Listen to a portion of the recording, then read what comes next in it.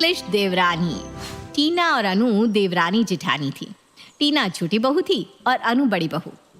बड़ी बहू सिर्फ नाम के लिए बड़ी नहीं थी, घर के सारे बड़े काम और जिम्मेदारियां भी अनु के हिस्से में ही थी।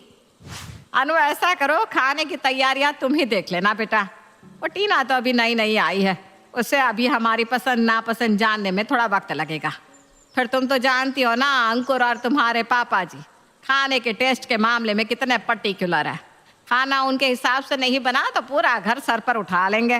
मैं देख लूंगी मम्मी जी, मैं जानती हूँ पापा जी के गुस्से के आगे टीना नहीं टिक पाएगी और मेरे रहते उसे किसी की नाराजगी नहीं झेलनी पड़ेगी। आप चिंता ना करें।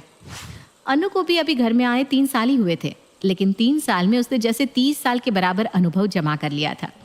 नई नवेली दुल्हन होने पर भी उसने कभी किसी काम से मुंह नहीं मोड़ा। ससुर के गुस्सैल स्वभाव से डरे और घबराए बिना अनु ने न जाने कितनी ही बार उनकी डांट खाई, लेकिन हार नहीं मानी। कुछ ही दिनों में अनु पूरे घर की जान बन गई थी। ऐसा कोई काम या सामान नहीं था जिसकी जानकारी अनु को ना हो।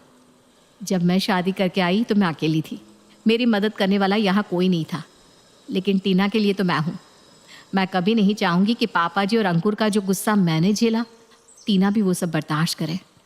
अनु चाहती थी कि वो धीरे धीरे टीना को घर में सबकी पसंद के अनुसार ढलना सिखाए। लेकिन आपने वो कहावत तो सुनी होगी ना कि उंगली पकड़ाई तो पहुंचाई पकड़ लिया।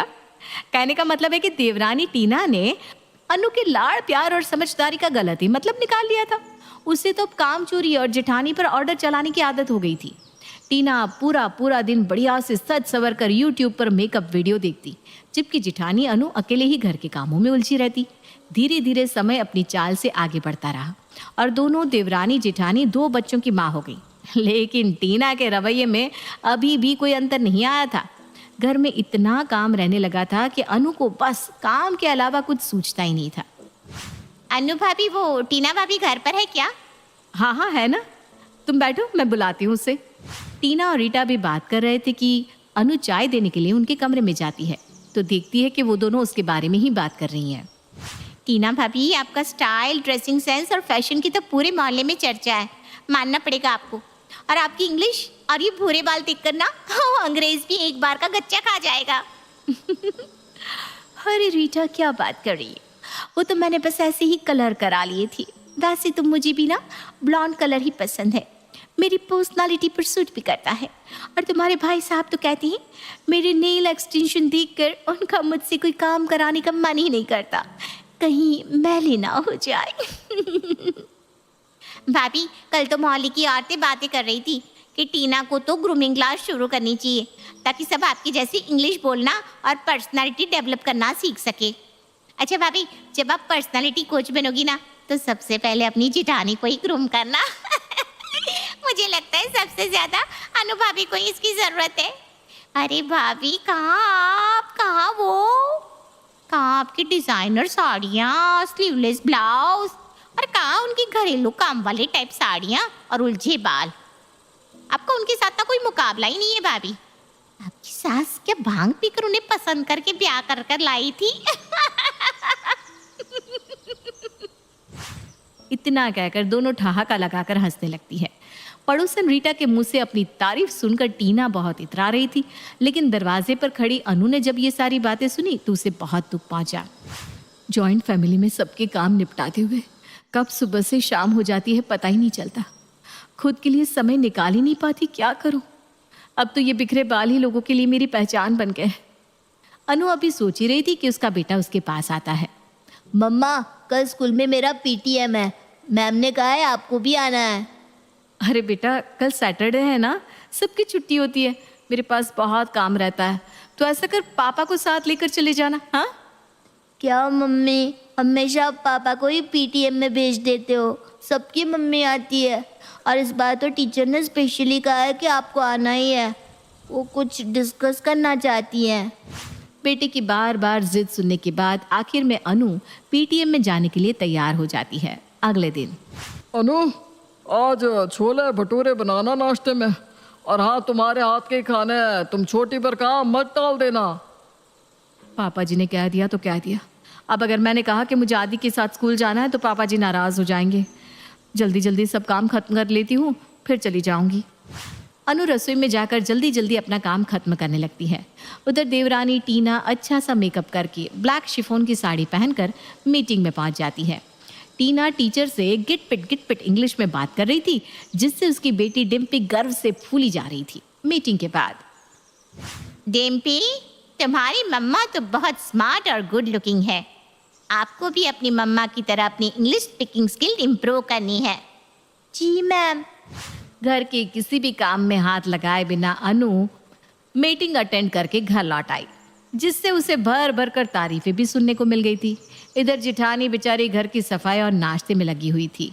मम्मा बस टीचर 12:30 तक ही स्कूल में मिलेंगी, जल्दी करो।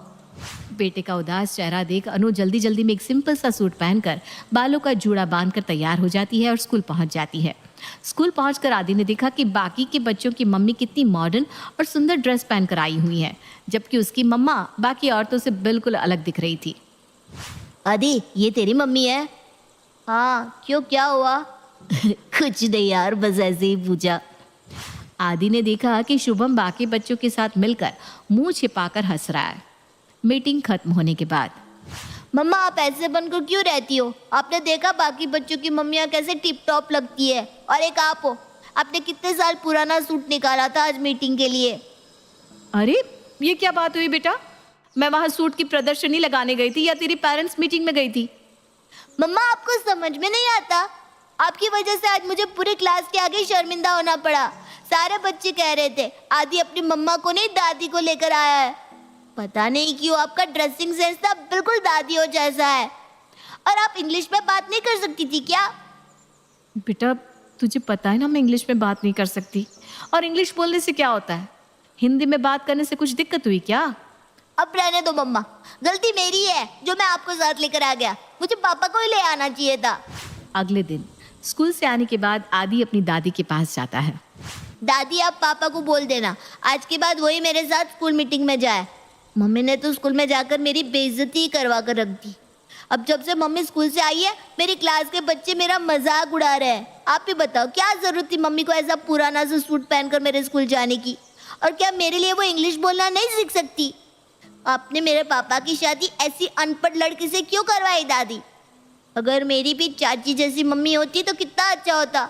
मैं भी सारे दोस्तों के सामने इम्प्रेशन झाड़ता और क्लास में भी सब मुझसे इम्प्रेस हो जाते। ये कैसी बात कर रहा है बेटा तू? तुझसे किसने कहा कि तेरी मम्मी अनपढ़ है? जब तेरी मम्मी शादी करके इस घर में आई थी ना, तो वो इंटर कॉलेज में संस्कृत की गेस्ट लेक्चरर थी। वो तो घर की जिम्मेदारियां और तेरे जन्म के बाद उसने नौकरी छोड़ दी और घर गृहस्थी में ही रम गई। जिस माँ ने अपना करियर तक इस परिवार के लिए दांव पर लगा दिया, आज उसके साथ जाने में उसके बेटे को शर्म आ रही है। बेटा घर में जो ज्यादा जिम्मेदार होता है ना, उसे अपने बारे में सोचने का समय नहीं मिलता। तेरी मम्मी दिन के 24 घंटे सिर्फ हम सब के लिए ही जीती है, और जो अंग्रेजी ना बोल पाए वो अनपढ़ होता है क्या? ऐसा किसने कहा तुझसे? कल तू अपनी अंग्रेजी की मैडम से संस्कृत के श्लोक का अर्थ पूछ कर आना। बता पाएगी वो? नहीं ना? तो बेटा किसी की शिक्षा को एक भाषा से थोड़ी ना आंका जाता है। और तेरी चाची करती क्या है लाली लिपस्टिक लगाने के अलावा? उसके दोनों बच्चों को भी अगर अनु टिफिन बनाकर ना देना तो रोज भूखे ही जाएंगे स्कूल। तू ही बता, आज तक कभी चाची ने तुम चारों को कुछ पढ़ाया है? कौन तुम्हारा होमवर्क कराता है? कौन पढ़ाई से लेकर खाना कपड़े हर बात का ख्याल रखता है? मुझे माफ़ कर दो दादी, मैंने तो ये सब कभी सोचा ही नहीं था। आप सही कहती है, मेरी माँ जैसा और कोई भी नहीं है। मैं आगे से कभी मम्मा के बारे में ऐसी बात नहीं सोचूंगा। अनु बस बहुत पीस चुकी तू इस घर गृहस्थी में।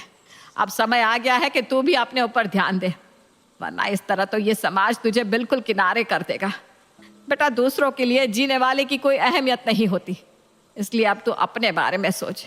मैंने आदि की प्रिंसिपल से बात कर ली है, वो मेरी पुरानी सहेली है। उसके स्कूल में संस्कृत के टीचर की ज़रूरत है, इसलिए अब तो स्कूल में पढ़ाने जाएगी। लेकिन मम्मी जी अगर मैं बाहर जॉब करने लगूंगी तो घर कौन संभालेगा?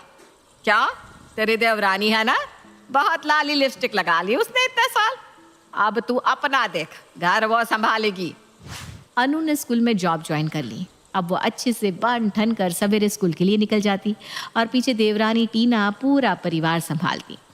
इंग्लिश देवरानी अब कहीं भी जाती है तो जल्दी जल्दी में ऐसे ही बालों का जुड़ा बांध लेती है क्योंकि उस बेचारी के पास आजकल ग्रूमिंग के लिए समय कहाँ बचता है।